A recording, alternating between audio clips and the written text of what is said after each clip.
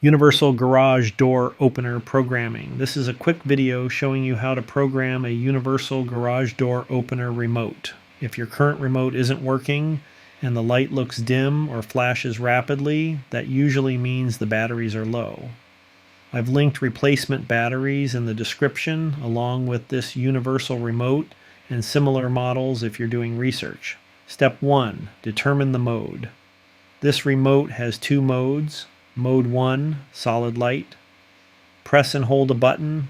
If the light stays solid, you're in mode 1. This works with garage door openers that have purple, red, or orange. Learn buttons. Mode 2, flashing light. If your garage door opener's learn button is yellow or green, you'll need mode 2 where the remote flashes. Step 2, select and set the mode. Next, choose the button you want to program and press it to see whether it's solid or flashing. If it's not the mode you need, press and hold the two small buttons on the remote. This puts the remote into programming mode and lets you switch between solid and flashing.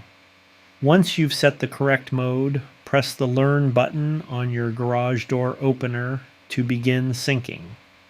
Step 3. Program the remote. After pressing the Learn button on the opener, return to the remote and press the button you're programming.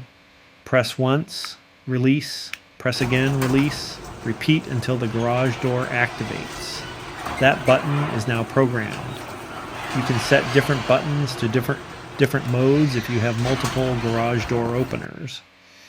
For example, we have two garage door openers from the same manufacturer, and they both use mode 1, so programming was straightforward. I hope this video helped. Links to the universal garage door opener and replacement batteries are in the description below.